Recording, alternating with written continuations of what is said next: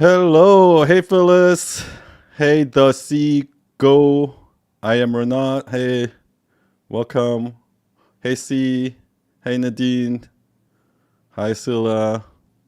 Okay, if you have any questions, so this week we talked all about personality and how personality affects our business and our brand. So if you want, and if you have a question for me, anything about personality or anything else, just put the question in the sticker tab here. And if you wanna, you can also go in there and vote up the questions you want. Hi Judy. Hi Nina. Okay, so I want to talk about personality a little bit because every time I ask somebody, hey Rob, every time I ask somebody like, oh, are you an introvert or extrovert? What do you think is the answer that I always get? Hi Kareen. So whenever I ask somebody, are you an introvert or extrovert? The answer that I always get is, oh, sometimes I'm an introvert. Sometimes I like I like being alone at home, being a homebody. But sometimes I also love going out and um, interacting with people, new people. So like, yeah, I'm an ambivert. I can be an introvert or I can extrovert, right? Or when I ask clients like, do you like traditional or modern? They're like, oh, I like modern, but I want a touch of traditional. Or if I say like, are you more of a open and creative person, or are you more organized and like you get shit done? And you're like, oh, I can be creative and open, but sometimes I can sit down and just get shit done too, right? That's what every fucking body says. Okay, like if I ask somebody like, "Oh, are you a progressive or conservative?" They're like, "Oh, I'm a centrist. I'm progressive about some things and I'm conservative about others." Like, no, shut the fuck up. Have a fucking opinion, okay? Like. The reason why when somebody asks me, "Oh, son, can you take a look at my account?" Oh, I'm trying to find my unique differentiator, and I think this is my unique differentiator, blah blah blah blah blah. And I go to their fucking account, and I look at their feed, and I like every piece of content, everything, their bio, their everything sounds exactly like every other life coach out there. Sound exactly like every other freelancer out there. Why? Because everybody wants to please everyone. So, and you don't know who really are. You don't have your own opinion. You don't know if you're this or that or blah, blah, blah. So what ends up happening? You're like, oh, I'm a little bit of both. What's happening is the society is trying to push you and be like, oh, you're here? No, you gotta be. So the society is constantly pushing you to be average. So what happens when you're average? You sound like everybody else. That's what's happening. So that's the thing. I need you guys to understand that I need you guys to really dig in and find out who you really are and have an opinion. Because trust me, whatever you're saying is not your own opinion. That's why it sounds like everyone else. So that's where I start. This is the reason why personality is so important. You need to find out who you really are and double down on that. Even if you're gonna piss some people off, because that's how your brand actually becomes unique. If you're not trying to piss anyone off, all you're doing is you're just trying to talk to everybody and you're just muddying the water and you're just becoming that bland, boring shit that sounds like everyone else. Okay? All right, so let's go into questions. Okay, if you guys have any questions about personality, like how to find your personality and how to make that part of your brand, just put it in a sticker tab right here. Okay, design CAG.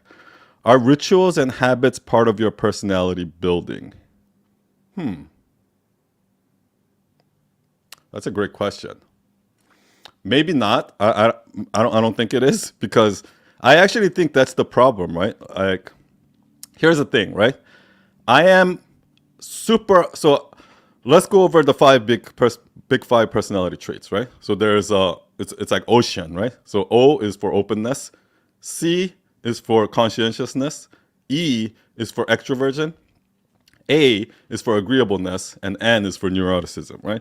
For me, I have my conscientiousness is really really really low.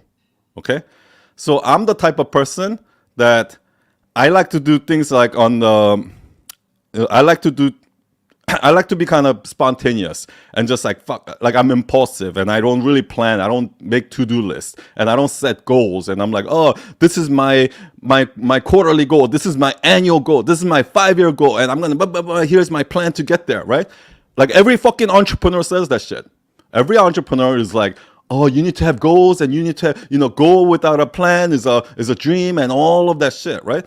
So when experts say that shit in your ear, you're like, oh yeah, you're right. Okay, I'm gonna make to-do lists, I'm gonna set goals, and I'm gonna do this, and like, and then you fucking throw away your fucking personality, and you're like, so what ends up happening is even though I'm low in conscientiousness, I force myself to become high in conscientiousness so I can be orderly and get shit done and blah, blah, blah. So what happens? Now you fucking become like everybody else. Okay? If you go to my agency, Night Owls, right? The reason why our work is so fucking different than any other agency is because we said, fuck the conscientiousness. Fuck it. We miss deadlines all the time. Or you want to, like every corporation wants that, right? Every corporate client is like that agency's target or freelancer's target. What do you say? You say, oh, we can do it on time, on budget, and with high quality, right? No, you can't. You can't fucking do it on time, on budget, and high quality. You gotta pick and choose what you're good at and what you're not good at. Okay? So because of that, we didn't make our brand like a Night Owl. We just threw our conscientiousness out the window. We're like, fuck it. Like we're gonna miss deadlines. Oh, you care about deadlines? You care about to-do lists? You care about milestones? Don't fucking hire us because you're not gonna get that. Okay? But what you are gonna get is the best website in the world. No website in the world will ever be like your website. But the cost of getting that is that you have to miss deadlines. You have to miss milestones. You're not going to be conscientious because we're more of a creative and, we're more spontaneous. When we get ideas, we want to implement it. That's how we work. But the downside of that is that we're going to miss deadlines. The upside of that is going to be a tremendously amazing website, right? And that is our differentiator. That's why when I say that, clients are like, oh shit, I need that. And they'll hire us. The ones that are the big clients that are like, oh no, we need deadlines met, they're not gonna hire us. But that's why we can charge $100,000 for a website, and everybody else is only charging $10,000 for a website. Why? Because all you fuckers have the fucking same web design, like same message, same everything. All your website look like exactly the same. That's why, and that's because you're not honoring your personality. What you're saying is, oh, this person said you have to make to-do lists. Oh, this person said this. Oh, this person said. So you literally change yourself to fit the mold that experts tell you to do. This is one of the dangers of fucking, like influencers, like these fucking like these leadership experts, business experts, like marketing experts. The problem is experts don't know shit. All experts know is how to regurgitate shit that other experts said. That's it. So, are there any rituals or habits part of your personality building? This is what I would say. I don't follow any kind of rituals or like any kind of process, or I don't have fucking crazy set morning routines where, like I don't do that shit, okay? Because that's not me. If I did that, if I start doing that, like I would literally have to change myself.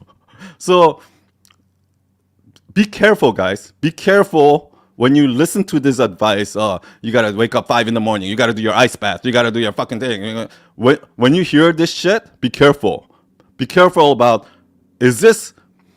am I using this to just help me and better my brand? Or am I letting this change me and change my brand? Okay? Because a lot of times who you think you are isn't really who you are. For example, I am one of the most introverted people like in the world. Like I'm probably the most introvert I know. Okay? And you guys will probably tell me like, son, you're not an introvert. You love talking, blah, blah, blah, blah. But yes, I am a fucking introvert. Okay? And that's what I mean by a lot of us, we don't know who we really are. We think we're like this because, oh, I love socializing. Oh, so I'm an extrovert. No, you're not. Okay? Okay, let's move on. Please put your questions in the sticker tab, please. Okay, Tabitha, I found myself focusing on my business self during the test. You too? Yeah, here's the thing, Tabitha. There's no such thing as business self versus personal self. Yourself is you, right? There's no business Tabitha versus personal Tabitha. I think that's the whole fucking problem, right? Like like a lot of people that I know, they'll be going, they go to a bar with their friends, they go to a club with their friends, they're like, yo, what's up, bro? They talk like this, and then they go in their offices like, oh, today, oh, ASAP, oh, like, oh, they use all the fucking business lingo and try to sound fucking professional when they go into the office, right? Oh, net, oh, close the deal, oh, ASAP, like all of that shit, right? And then they go to their homeboys, they're like, yo, what up, man? Boo, blah, blah, blah. Like you're literally wearing a mask here and then taking that off mask and then putting another mask on here and then you're acting this and then blah, blah, blah, and you're like another person here. Like, what the fuck? Like, you are you. There's no work me versus personal me. Okay? So I'll say this, right? If you're taking a personality test and if you're looking at your own personality and you're trying to like find out your personality and you're like, oh, my business personality is like this, and but in my personal life I'm like this. No, that's a fucking lie. Okay? Because that's what you want to believe. Because you know why? Because because everybody wants to eat the cake. Everybody wants the cake and eat it too, right? So of course everybody's gonna be like, oh, I'm both. No, you have to choose who you are. You have to know who you are, and yeah, this is what I think. The business whoever is taking the personality test and all of that, the business you is not the real you. The real you is the personal you. The childhood version of you. Go back to when you were 6 years old. What were you like? How are you in your personal life with your friends, with your family? Because that's who you really are. And you need to take that and you need to apply it in your business. Okay. By the way, if you guys like this t-shirt, let me know because I can put it in the merch store. Okay, next question. Kirov Don. As a web design expert, what do you think about AI-powered web shop builder generated in minutes? I think it's fascinating. I think it's amazing. This is what I think. And this is going to be a hot take, okay? So I'm probably going to piss a lot of you off. This is what I think. I think 90% of people in the world are dumb. Okay, not dumb, but I think 90% of people in the world are very, very mediocre. Meaning, if I hire a copywriter, 9 out of 10 times, they're going to come back with the boring, mediocre copy that a ChatGPT can write, okay? If I hire a mediocre designer, they're going to come up with some mediocre average design that anybody can do, okay? Like, that is, most people that I work with, that I hire, are very, very mediocre. And this is what's going to happen. Mark my fucking words. In the next 2 years, every mediocre job is going to be taken by AI. So if you're writing copy right now and your copy sounds like every other copy, if you're writing mediocre copy like everyone else, if you're doing mediocre design like everyone else, if you're making mediocre website like everybody else, it's the reason why you go to every personal brand website. Every personal brand looks the same website, right? With the hero image of the person maybe going like this, and then whatever fucking some stupid tagline is like, be the happiest person you know, and then fucking, oh, here's how I can help. Like every website looks exactly the fucking same. Oh, here, get, and then with the pop-up, it's like, here's your lead magnet, enter your email to download free ebook, blah, blah, blah. Same fucking shit. Every website goes same. Those same websites that you see everywhere, the ones that you can hire somebody to make for $5,000, $10,000, yes, AI is going to take over those jobs. AI is gonna AI is gonna do your job better than you, guaranteed. Okay? If you're 90% of the mediocre person, you know what? But my job is gonna be safe. You know why? Because my work is not mediocre. Because I can't just fucking hire an average person to do my job, right? So if I can replace you with an average worker, that means I can replace you with AI. So how do you fight this? Don't be average. Don't be mediocre. Try to become the best at what you do. Try to like that's actually my whole life philosophy. If you want, if you're scared by AI and all that shit, like my entire life philosophy is this. No matter what I do, I try it like as if I'm trying to become the number one in that, right? So if I'm designing an email template, I want to be the best email template designer in the world. Nobody else in the world can design better templates than me, okay? But if I'm a dishwasher at a restaurant, I want to be the best dishwasher in the world. Nobody can wash dish better than me, okay? If I'm doing an IG live like this, I want to be the best fucking IG live in the world. Nobody can do IG live better than me. Okay? No matter what I do, it doesn't matter what it is. I'm going to try to become the best at that thing. And that's how I live my life. And that's how I learned everything. That's how I am able to that's how I'm able to be passionate about washing dishes. Because if you're washing dishes, right? And you're just trying to get it done, quickly done, get it done, then that task is going to be the most boring task in the world. But imagine you're washing dishes and you're trying to become the best at it. I'm going to find out the best soap to water ratio. I'm going to find the best scrub, best this, best. Okay. Like I'm going to try to find, whatever I do, even every tiny little detail, I'm going to try to become the best at that. Then trust me, it's not boring at all. No matter what you do, if you try to become the best at that, it's not boring at all. Okay.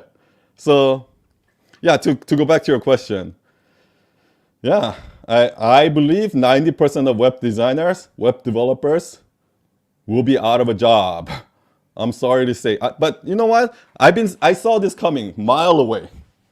I fucking saw this coming a mile away because I mean, like right now, right? Like the tens of thousands of people getting laid off in tech jobs and things like that. For the last 10 years, you guys have fucking had an easy ride. For the last 10 years, you were going along for the ride, right? What happened was all these talentless, fucking mediocre developers and designers all got jobs at Netflix, Google, and fucking Uber, getting paid $200,000 a year, $300,000 a year. All those fuckers are now laid off. They're all looking for jobs. You think they're gonna fucking get jobs?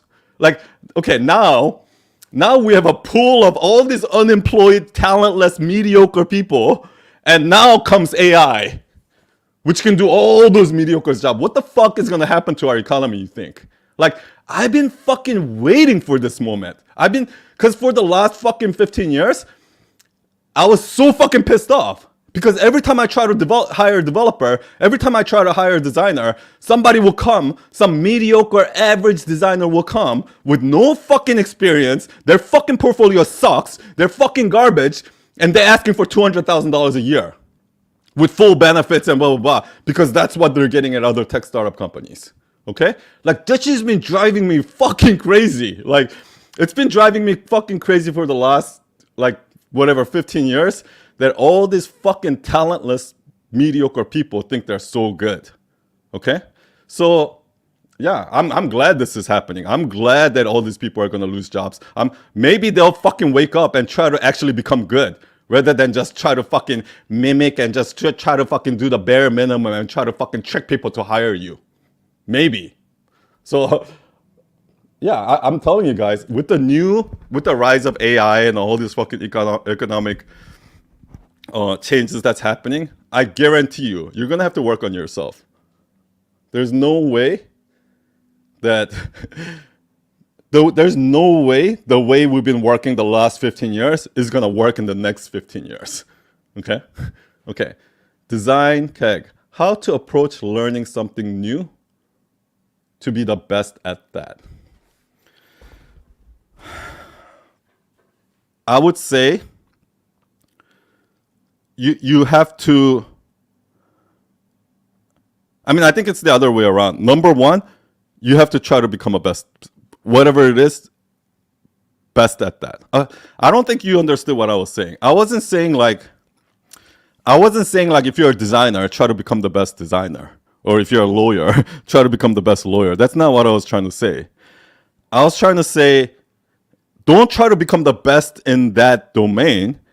Try to become the best in the task. I'm talking about tasks. You guys are so carried away with this high level titles and shit like that. Like, you know what everyone does? Here's the thing. This bothers me so much. Everyone, whenever I ask them, oh, what do you want to be? What do you want to be? What do you want to be? People are like, oh, I want to be a designer. Oh, I want to be a video editor. Oh, I want to be a coach. Oh, I want to be this, right? And then they start working as a designer. 2 years later, you know what they say? Oh shit, no, I don't. I actually thought I was wrong. This is not fulfilling. I don't want to be a designer. I want to, like, that's what everybody does. Because there's a fucking difference between being a designer and what a day-to-day life looks like for a designer. Okay? You think that being a designer means, oh, I can design whatever I want to. Oh, this is so fun. This is exciting, right? No. Once you get a job as a designer, trust me, the client's gonna fucking tell you, oh no, don't that. Oh, don't use this font. Oh, make the logo smaller. Oh, do that. Oh no, do it like, and they're gonna fucking get on your nerve, telling you every step of the way what to do, and you're gonna be like, this fucking sucks. This job sucks.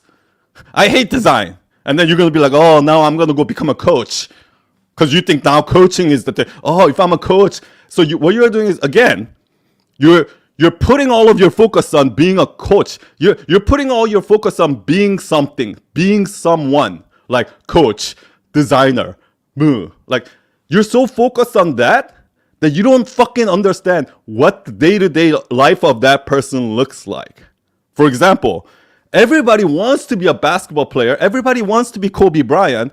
But do you really? Do you know what Kobe Bryant's day-to-day looks like? Waking up 4 a.m., going to the gym, working out for 3 hours, then practicing for 5 hours, fucking doing all, like, is that what you want? Is that the life you want? So don't think about, what do I want to be? Think about, what do I want to do all day, every day? So forget about becoming something or someone. Focus on, what tasks do I want to do? Okay? So when I do my job, I don't think of it like, oh, I need to be the best agency owner. I need to be the best agency owner in the world. That's not what I'm thinking, okay? Because when I go to work, there are 80% of my work is like this. Oh, making sure, making payments, making sure, I get this client's not mad. Oh, making sure that this employee doesn't quit. Like, that's my job, okay? So if you don't like doing that every fucking day, you're not gonna enjoy being an agency owner. If you don't like kissing clients' ass, if you don't like going after clients because they're not, like, you sent them an invoice and they don't pay, and next week you're like, can you I sent you an invoice last week, blah, blah, blah. Okay. Like, if you don't like doing that, then you don't want to be an agency owner, okay? Because that is the day-to-day life of an agency owner. So what I'm talking about is this: don't try to become the best agency owner in the day-to-day task. When you're cleaning your office toilet, be the best at cleaning toilet. When you're cleaning your office, be the best at cleaning office. When you're trying to inspire your employee to meet a deadline, be the best at inspiring people. If you want to try to get this client you're trying to close this client and get this client to really hire you, be the best at that. Whatever task that's in front of you right now today, be the best at that. That's what I was talking about. Not like, be the best at something like that. You know what I mean? I hope that makes sense. Okay, next. Abbas MBF3DC. How to land my first project as a UX UI designer. So, as a designer, it's going to be really, really, really hard for you to get a project unless you have a portfolio. So if you don't have a portfolio, I would say start building your portfolio. Obviously, everyone's going to give you a different answer for this, right? Like, everyone has their way. So, okay, perfect. this is why personalities are so important. Okay? Because the way I would do this is so different than way somebody else would do it, right? So I'm low in I'm low in conscientiousness. So when you're conscientiousness means that you're orderly. You're very like you get shit done, right? You're like very on top of things. Like when you're low in consciousness means like you're not about the orders and things like that. You're more like spontaneous. You're more wild and things like that, right? So for me, because I'm low in conscientiousness, what I have to do is I just have to focus on making the best fucking websites. And I have to use that to get more clients. So what I did was every website I made that the best website I've ever made. The next website I made that the best website I've ever made. The third website I made, that was the best. The last website I made was the best website I've ever made. And that's how I did it, okay? And that just brought me customers. So the first website I did, the first 4 websites I did it for free. And then my 5th website, I charged $1,700, $1,700. My 6th website was $3,000. My 7th website was $10,000. My 8th website was $17,000. My 9th website was $20,000. Okay? So that's how I built up. But if you're a high in conscientiousness person, right? If you're orderly and you're like salesperson type of person, you wouldn't do it like that. What you probably do is you go to LinkedIn, reach out to everybody, and just be like, "Hey, I noticed that your website is like this." And you would just sheerly put the numbers game, right? Like cold call, and then try to get one. So it all depends on your fucking personality. That's what I'm trying to say. Like, this is why personality is so important. The way I run my business, you try to copy me, it's not gonna work, right? Just because this agency did it like that, I try to copy them, it's not gonna work. Just because Chris Do is doing it this way, I try to copy him, that's not gonna work. The reason why for me all of this shit is working right now is because I'm just 100,000% being me. I'm not trying to be the next Chris Do. I'm not trying to be the next Gary Vee. I'm not trying to be the next fucking agency. No, I'm just trying to be me. And that's why it works. So how do you land and find your first project? Depends. Who are you? What's your personality like? So yeah. Let's stick the questions to personalities if we can. Okay, Gabriel. Oh, this is Sarah, I think. Hey, Sarah. Okay. Is difference being... See, Sarah, let me give you a little tip, okay? Your name is Sarah. Your username cannot be Gabriella Van Cancia. That confuses the fuck out of everybody, right? Like think about it, right? If you had your name on your username, every time you ask a question, every time you comment, I know that's Sarah, I know that's Sarah, I know that's Sarah. And once I see your name, Sarah, 7 times, then that name gets implanted in my brain. So next time I see you, I'm gonna be, that's Sarah, that's Sarah. That you branded yourself, right? But if you fucking make your name something so fucking different than your name, it's like, I'm never gonna be fucking connected to your brain. I'm connected to your brand. So I see so many fucking people making this mistake. Make your username your name, please. You have no fucking idea how much you're killing your brand by not doing that. By not like look at my fucking profile. Have your face in the avatar and make your name your name. That means every time you comment, every time you go on a live, every time you ask a question, every time somebody sees your profile, you're branding them. You're like literally branding your face and your name in their brain. So why would you not use that opportunity? Sorry for going on a rant there. Okay, Sarah, is difference being doing to be what we want? Is difference being to doing to be what we want? Yeah, man. So I guess my whole concept was here. There was this. I think there's a difference between who we think we want to be versus what we want to do every day. Because a lot of times when they say, I want to be a motivational speaker, or I want to be I got a comment on YouTube. Okay. So a lot of people say like this. Oh, I want to be a dancer. Oh, I want to be a coach. I want to be a motivational speaker. And in their mind, their idea of motivational speaker is like, oh, the only thing they're picturing is being in front of a stage in front of 10,000 people and like just people like clapping, and that's what you're picturing, right? If you say, oh, I want to be a musician, I want to be a Grammy award winning artist, then what you're picturing is like standing in front of this stage, like winning a Grammy, right? Or if you say, oh, I want to be a chef, then what you're picturing is you're like in a 5-star restaurant, oh, head chef, and you're like, you get your feature name on the magazine. That's the thing you're thinking. What you're not thinking is waking up 3 in the morning, go to the market and doing all of that. Like, what is a typical day look like for that person? What do they do all day, every day? Think about that. So focus not on who you want to be, but what tasks you want to do. Because those are two completely different things. Do you understand what I mean? So don't think about, so a good example I give is this. Don't say you want to be a chef if your idea of being a chef is wearing a white chef coat with a chef hat and a fancy restaurant and cook. Like, if that's your idea of being a chef, just stop. Because you don't want to be a chef. Because if you really want to be a chef, you can fucking do it right now. You can cook for your friends. You can cook for your family. You can cook for your fucking neighbors.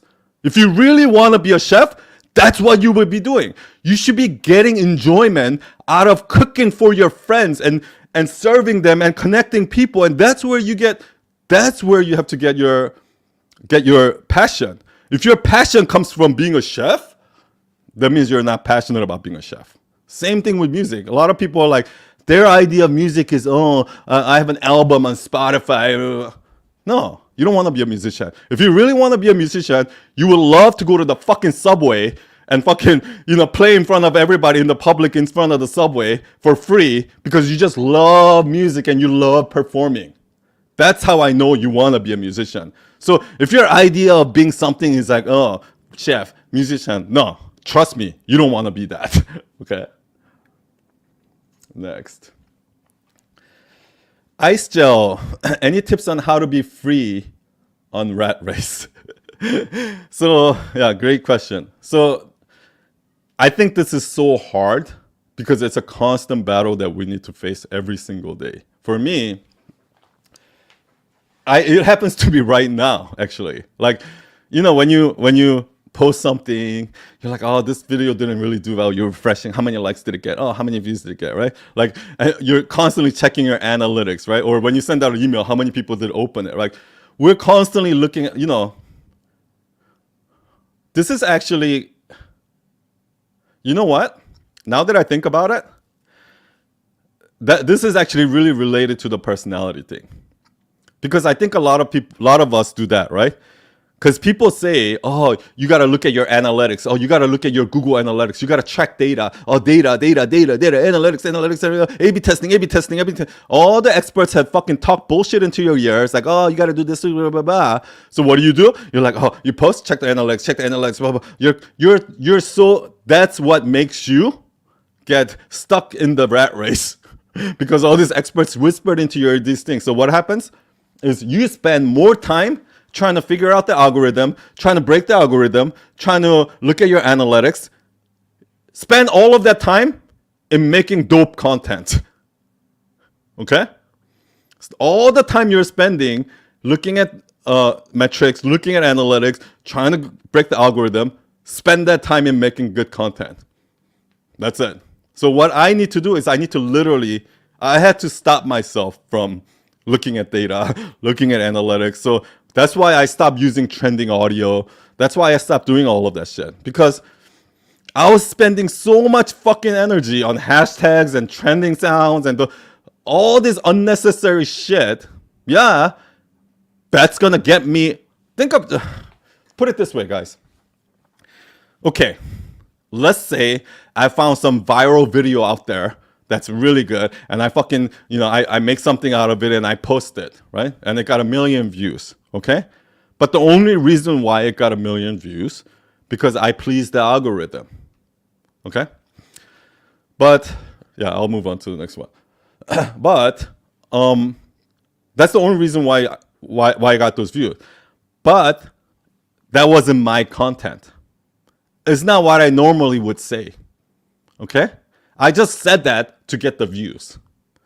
Now, do you think that person actually cares about you? Or do you think that person only cares about that little piece of content that you posted, right? So yeah, maybe you got the view, maybe you got a follow, but you're 100% guaranteed not going to get a customer. Because it wasn't you. Like, they followed you, they viewed you, they liked your content, not because of you, but because of the algorithm. So do you really want to please the algorithm, or do you just want to be you? So that's why I just stopped looking at all the analytics and trying to use trending audios and shit like that. And now I'm just fucking being me. I'm just fucking putting out content. I don't care. I don't care if it gets 200 views, it gets 0 likes. I don't give a fuck, because I'm being me. I'm putting my content out there. And as long as you do that long enough, it will happen. But the problem is, everybody wants 10,000 followers in the next 3 months. Everybody wants $100,000 in a year. You know what I mean? Everybody wants everything quick. Nobody's in it for the long run. So this is how you escape the rat race. Okay? Here it comes, guys. Listen, boys and girls, take out your notepads and get ready to write this down. This is how you escape the rat race. Stop focusing on the fucking goal. Like all these experts have told you, it's all about the goal. Go, go, go, go, go, go. You need a direction. You need go, go, go. No, stop fucking worrying about the goals. This is what you do. You plan it out. You say, okay, this is my goal. But once you set the goal, don't even look at the goal. Just don't even think about it. Okay? 6 months ago, I set a goal that I'm gonna, get how many members, blah, blah, blah. But since that day, I haven't even thought about it. Right? Because every day, what I'm trying to do is that goal is not on my mind. I know that that's where I want to go, but the only thing that's on my mind is how do I do the best job today? How do I give the best Instagram live right now? How do I do the best, like if I'm doing Sunday service, how do I deliver the best Sunday service? If I'm on a podcast, how can I have the best conversation? So no matter what I do every single day, I just try to focus and I try to get all my pleasure, my fulfillment, everything from the daily task, not from reaching a goal. And the reason why is because once you focus on reaching a goal, then what's going to happen is, like, let's say you get that 10K, right? As soon as you get 10K, you're going to be happy for an hour, and then you're going to be depressed because you're like, oh, now I need 20K, Same thing. Let's say, you get a job, you're all excited, blah, blah, blah, and I just want to make it a manager. Once you become a manager, you're like, oh, shit. An hour later, you're like, oh, now I want to become a director. Oh, now I want to become a VP. The fact that you're constantly paying your attention on the goal is what's making you chase the rat race. Once you throw away the goal and focus on your day-to-day, be present, be 100% present in the task that you're doing in front of you. Because a lot of people work like this, right? This is how a lot of people work. They have their laptop on, they have the TV on, like music playing, and they're like, not 100% of your energy and focus is on that work, right? Don't do that. When you go to the gym, don't fucking listen to music, try to watch TV and just go through the motion of putting in the work. That's what people just put in the motion. They're just putting in the motion. Don't do that. You're going to do it. Really do it. Don't just put in the motion. Okay, let's move on. Another one from Design CAG. You can't be your true personality while dealing with some clients because they're expecting something. I am starting out as a freelancer, so I can't afford to turn away clients. How to stay true to your personality in this situation? Okay. I love this question. Okay. Put in the chat if anybody else is feeling like this. Oh, I can't really be my true self because I work in a corporate environment. Oh, I work in a hospital, so I can't really be my true self. oh, I'm a coach, so I can't really be my true self because then my students are not going to respect me. How many of you guys do that? Okay? All of that is a fucking lie. Okay? All of that is a fucking lie. Okay? You know how I know? Because I fucking started my career in a corporate job.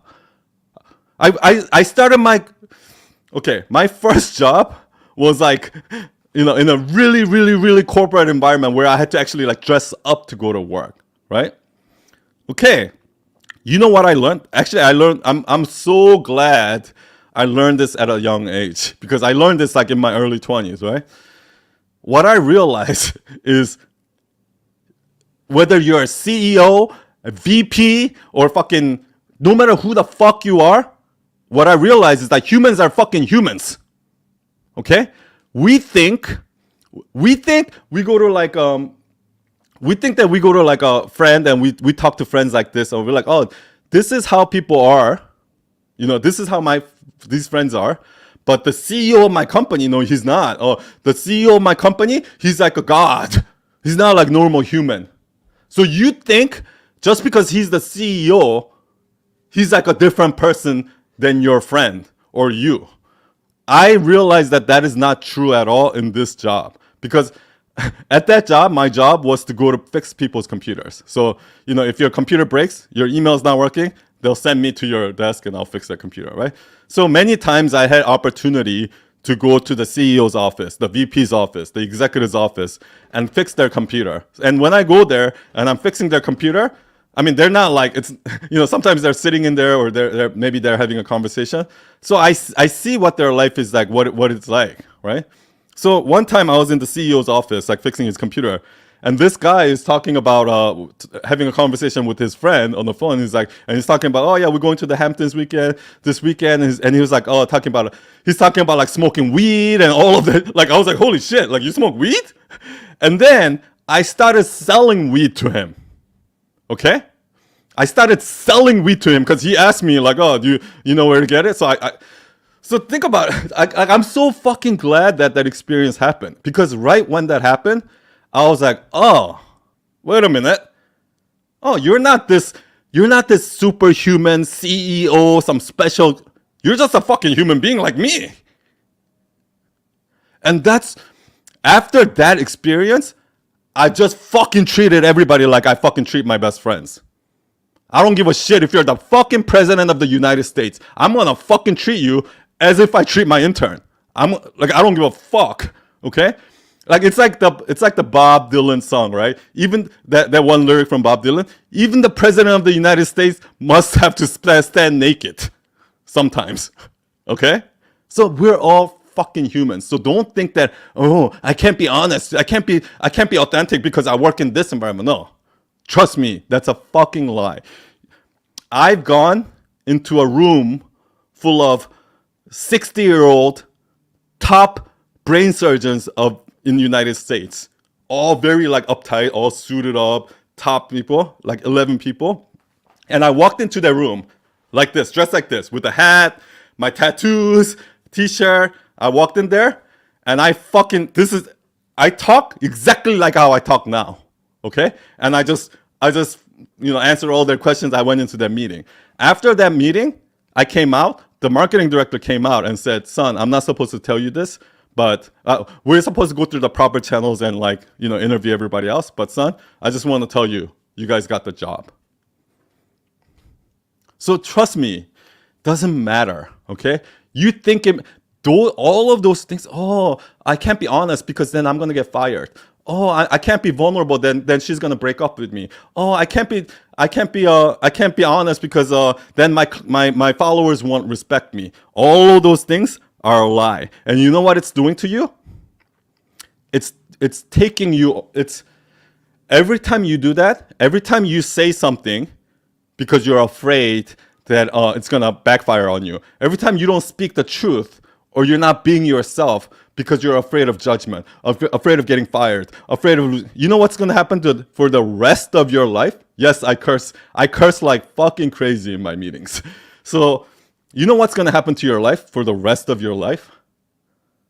Every time you do that, it's taking a little piece away from you. It's little taking a little piece away from you, taking a little piece away from you, taking a little piece. Like the society's putting you in a little box, a little more, a little more, a little more, a little more, until you're this fucking same exact NPC, non-playable fucking character, like this same old dummy that sounds and looks and acts like everyone else in the world. Like you're literally losing parts of yourself every time you do that. So do not do that. Just be yourself and take the consequences. If you said something, if you go into an office, right? If a client says, son, make the logo bigger, I'm going to be like, no, I'm not going to make the logo bigger, blah, blah, blah. And then if he fires me for that, okay, fine. That's what was supposed to happen. Do you really want to be do you really want to have 10 clients that fucking don't agree with you? Do you really want to have 10 clients that are only hiring you because you're just being their slave and doing what they're telling? No. That's how you don't grow. That's how you get stuck. That's how you fucking become mediocre. Okay? So do not worry about that shit. Especially when you're young. Especially when you're like 20, 25 years old. You got nothing to fucking lose. Okay? Like, you don't have fucking 3 kids to feed. You don't have a fucking mortgage to pay. You don't have carpet. You don't have anything to lose. So if you don't do it now, when are you gonna do it? Do you know how many people do that? Do you know how many people in their 20s, like, I'm actually kind of lucky because in my 20s, I didn't give a fuck. I just went all out. Like, even if I was like fucking broke, dead broke, and sleeping in my friend's couch, I didn't care. I just did whatever the fuck I want. Okay? That's what you're supposed to be doing in your 20s. You know why? Because your 20s, you have no risk. You have nothing to lose. You still have fucking 70 years in front of you. So, but you know what happens? You play it safe in your 20s. If you play it safe in your 20s, now you get put in this box, right? By the time you get to your 30s, no, you can't change it anymore because now you're playing safe. You're being a slave to the society. You're just doing what they're telling you to do. And now you're in your 30s. You have a wife. You have a mortgage to pay. Now you're stuck. And then when you get 40, that's when you go into depression and you're fucking miserable because you just wasted the last 20 years of your life fitting yourself into this box that everybody else told you to do. And then at 40, people have their midlife crisis and they're like, oh, I have a good job. I have a good secure job. I have a house with a white picket fence, 2-car garage, 2 kids. But for some reason, I'm not happy. For some reason, I'm miserable. So don't wait till you're fucking 40 years to find that out. When you're in your 20s, just do what you want now. So you don't have to do that when you're 40. Okay, next question. Judy Monsi.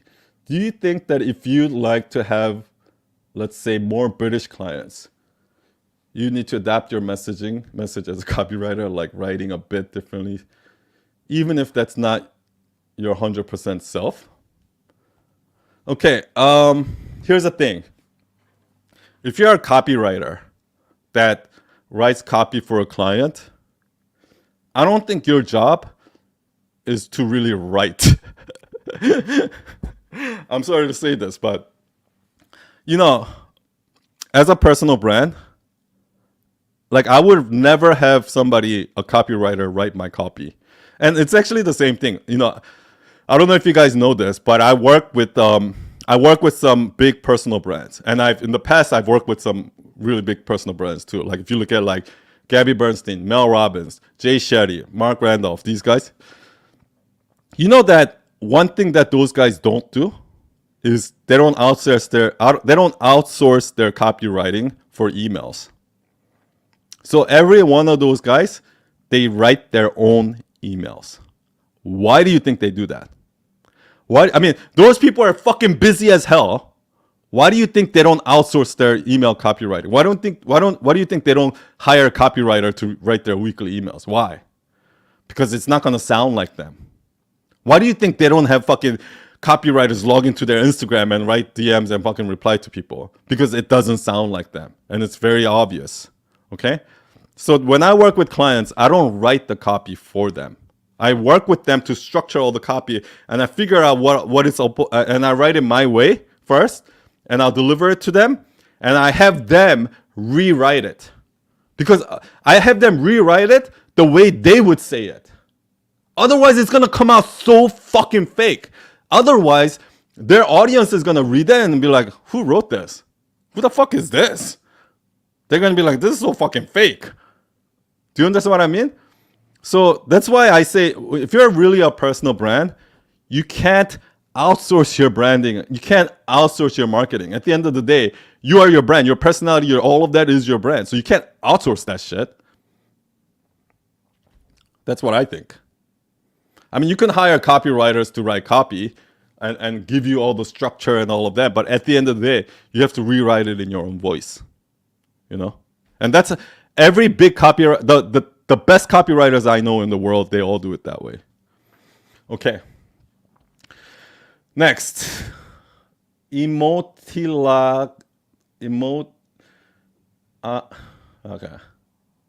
Okay, I don't know how to read that. How you can overcome bullying from your team, but you want to help them. Bullying from your team? Overcome bullying.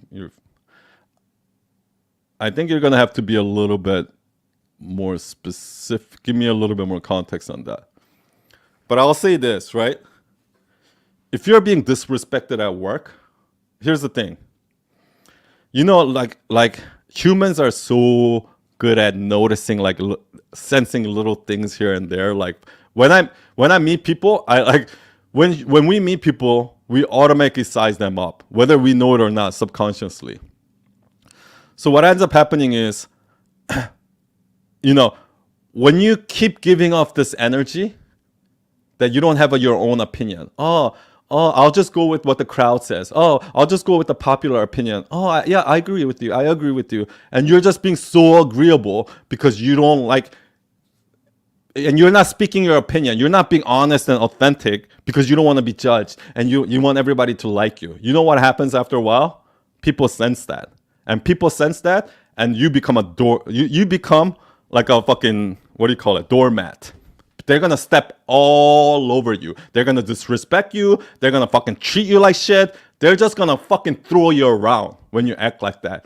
This is another reason why you need to fucking speak up. You need to say your opinion. You need to stand by your opinion if you feel strongly about it, even if you get fucking backlash on it. That's how people know that you mean what you say.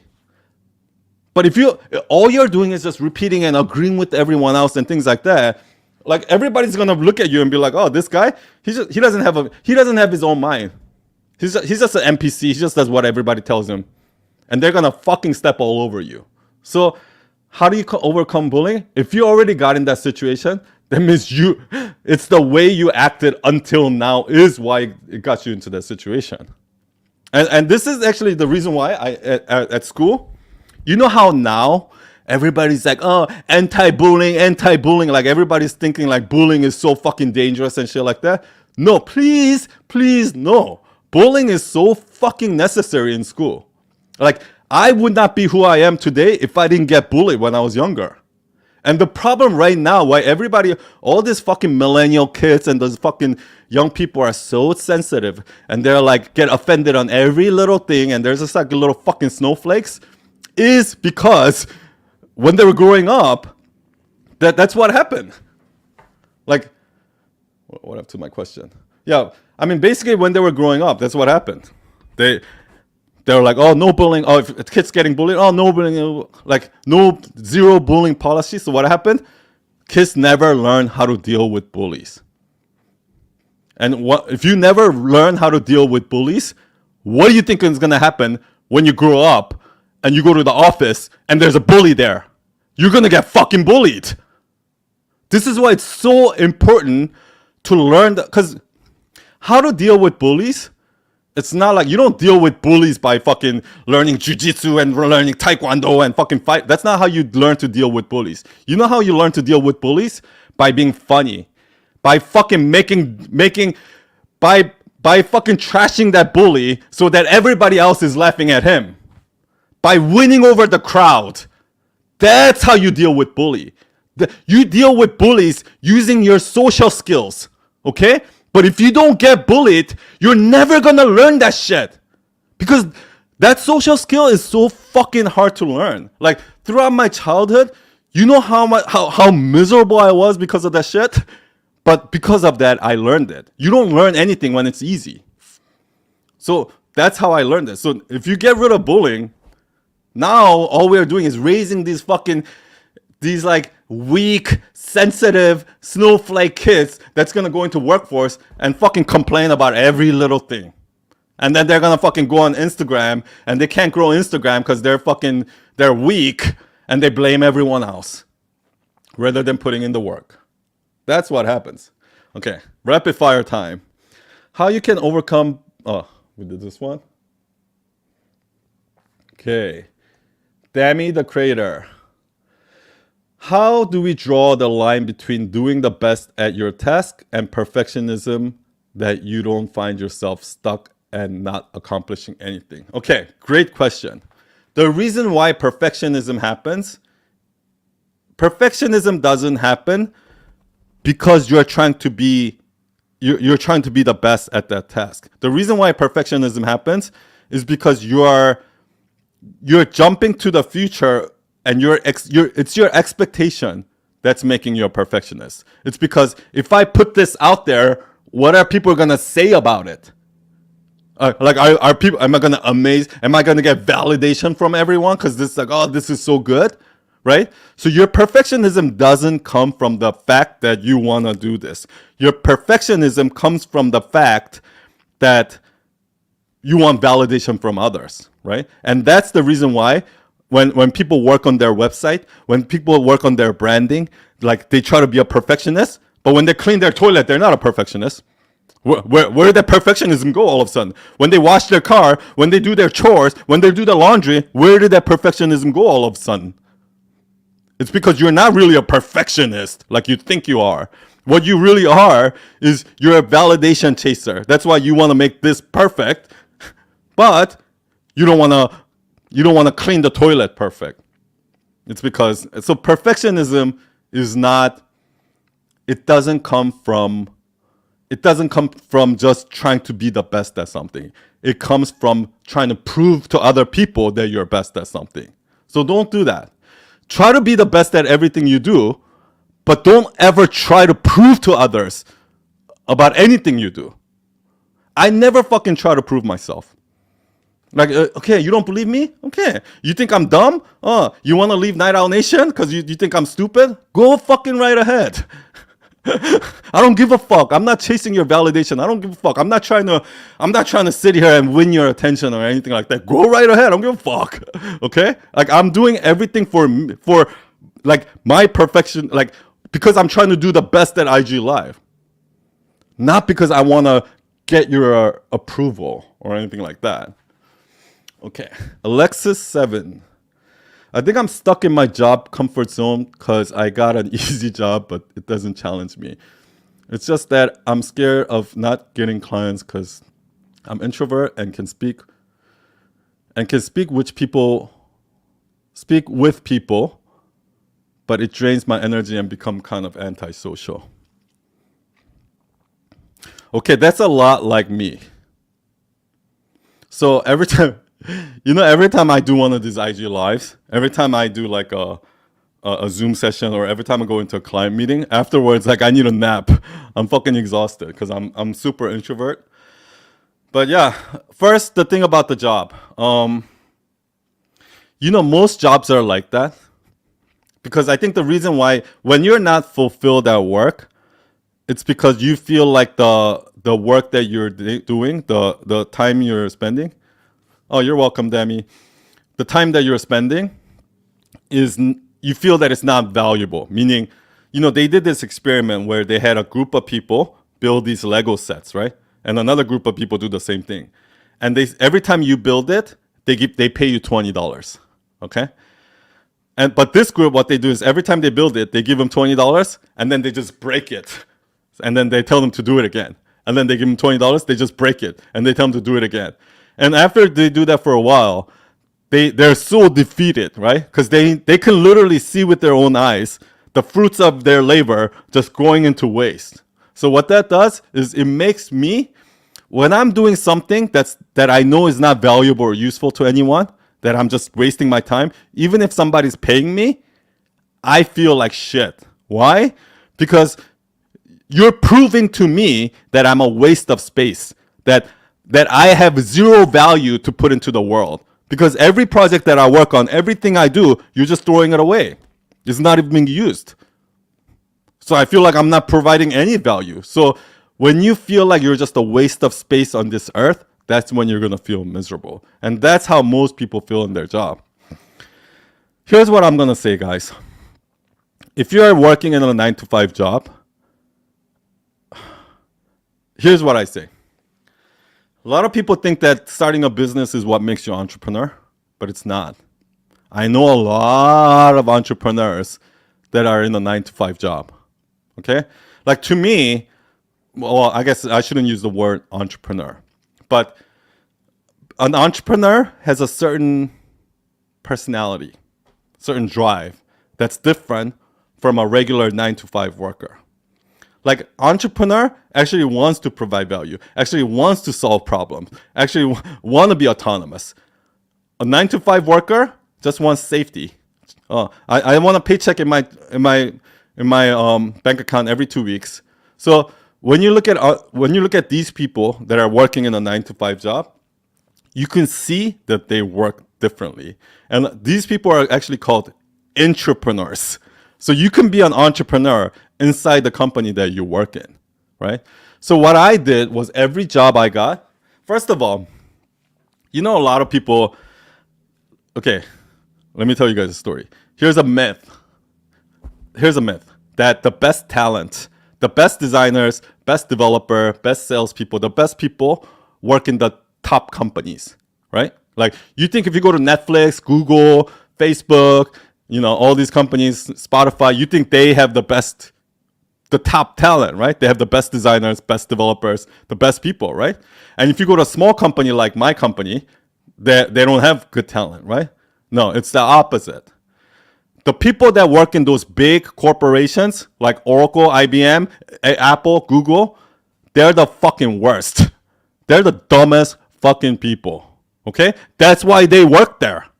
Because Apple doesn't need them. Apple doesn't need that person. Whereas if you work in a company like me, like a small company, 10 people, 20 people, we need you. So what happens?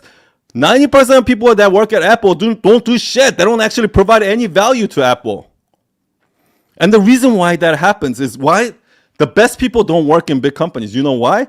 Because when I was looking for a job, every time I went to interview at a big company, and the big company tells you, oh, we use Slack, we use this, we have this process, blah, blah, blah. And I go in there, I'm like, okay, so you basically want me to come here, follow your process, and be a robot and do manual labor for you. Is that what you want? Is that's what you're hiring for? No thanks. I don't give a fuck how much you pay me. No thanks.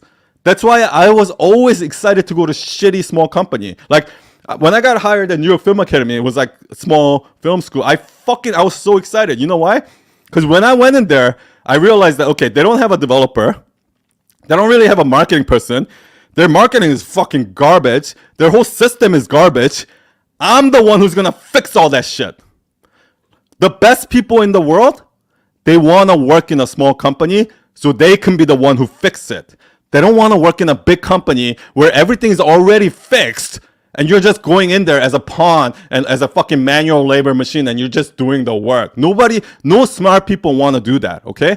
So what ends up happening? The big company attract all the lazy fuckers that just wants a cushy job, and the small companies attract all the top talent who actually wants to make a difference. So that's a huge myth that the best talent works in big companies. No, the best talent works in small companies, okay? Now, that's how entrepreneurs are. Every company that I went in, I didn't give a fuck. I don't give a fuck what you say, boss. This is my company. I'm going to run this shit. You don't fucking know. I'm going to set up the process. That's how I did. And you fire me then. I don't care. But you know what happened? Every job I went in, I've never got fired. As a matter of fact, I made myself indispensable to a point. Every time I try to quit, they would double my salary. Like, when I was trying to leave New York Film Academy, like, I think when I started there, I was making like fucking 60K or 70K or something like that. But when I said I was going to leave, He said, "Oh, I'll give you 120K." But I left anyway. But that's the thing, right? Like when you go into a company and do that, you make yourself irreplaceable. You make yourself indispensable to a point they need you. But the reason why you can't do that in a big company is because big companies don't want people like that. They want everybody to be replaceable, okay? Because they're systemizing everything. So I don't know if that answered your question, but yeah, maybe you need a new job.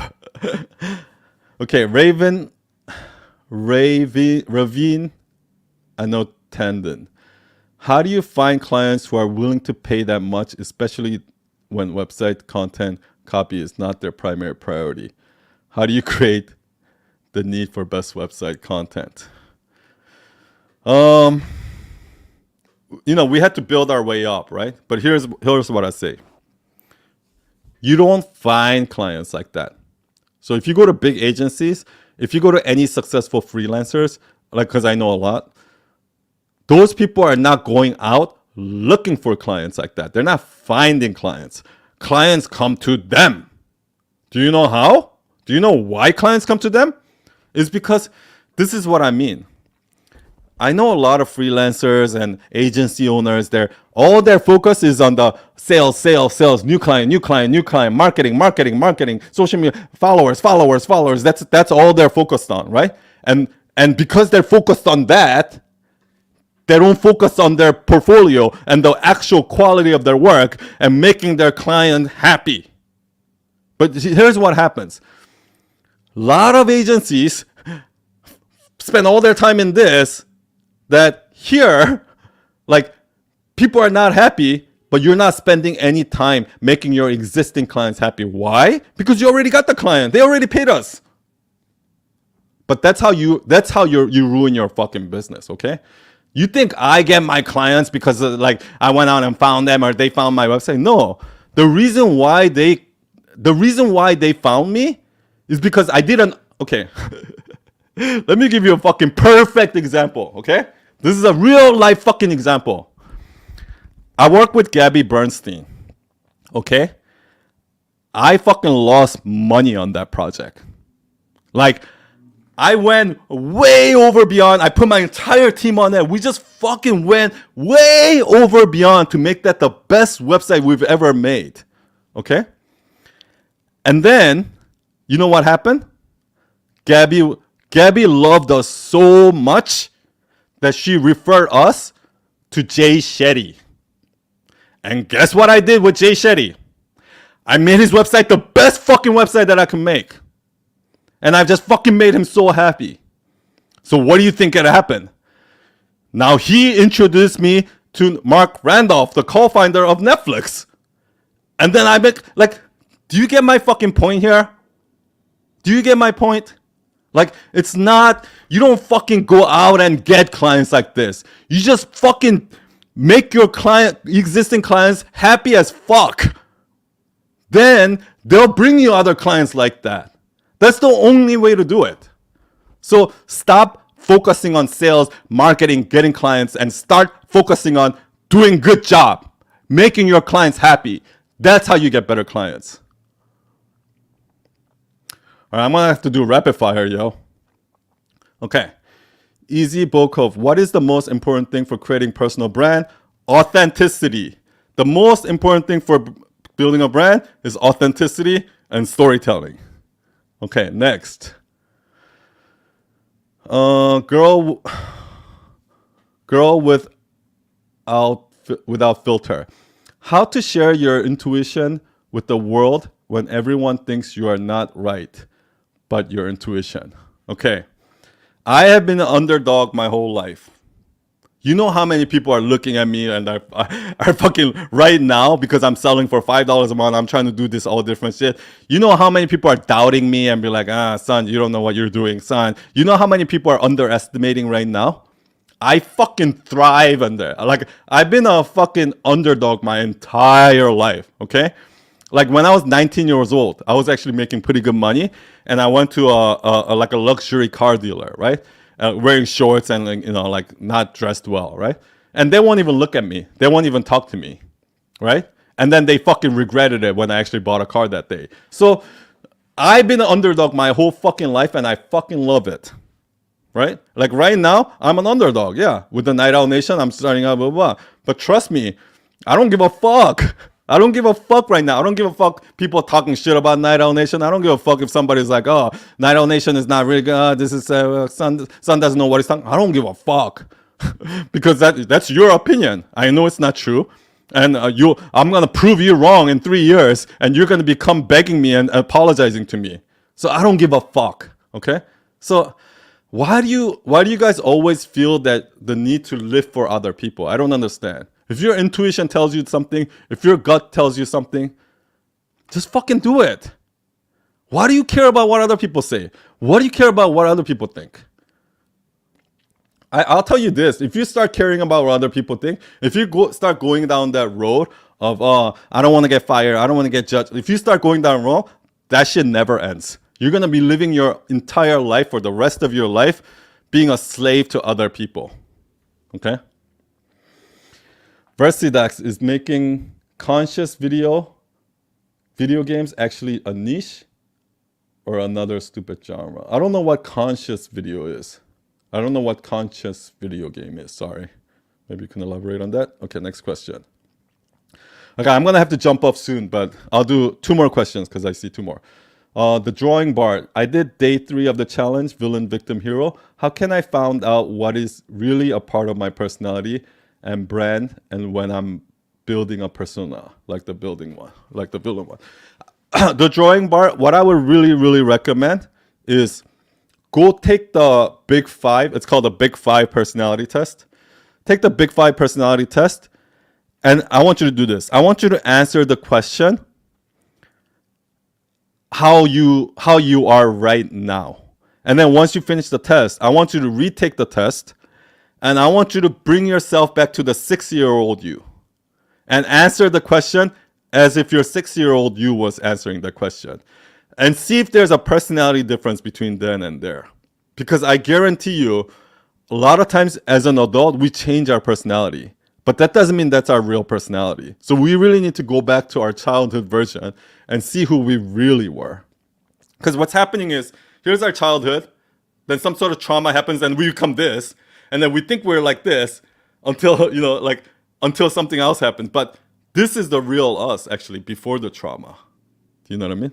Yes, this will be saved. Everything I do is saved, so no worries. Okay, I'll do 2 more because I see 2 more. Okay, Rabia 19, favorite books, exercise on storytelling. My favorite book is called Consider This from Chuck Palahniuk.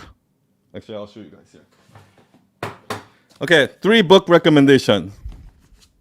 Story from Robert McKee.